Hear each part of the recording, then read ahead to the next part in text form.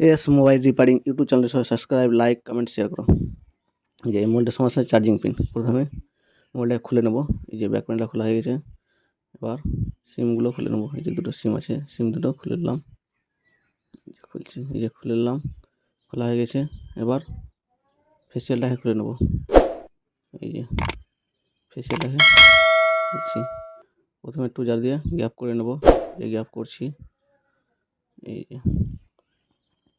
যে একটু জার দিয়ে গ্যাপ করে নিলাম। যে ভালো করে গ্যাপ করে নেব। একটু যা দিয়ে এই যে হয়ে গেছে। যে ফেসিয়ালটা খোলা গেছে সামনের। এবার বোর্ডটাকে উঠিয়ে নেব। এই যে বোর্ডটা উঠাচ্ছি একটু যা দিয়ে। যে এই যে চারদিকে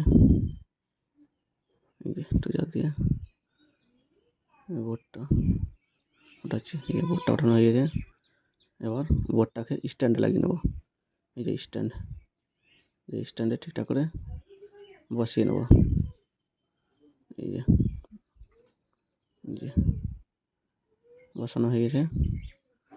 এই যে বসানো হয়ে গেছে। এবার খারাপ পিনটাকে তুলে নেব। এই যে খারাপ পিনটা তুলছি। এই দেখো, এই যে এটা খারাপ পিন আছে, এটাকে তুলে নেব। হিট দিয়ে পিনটাকে তুলছি।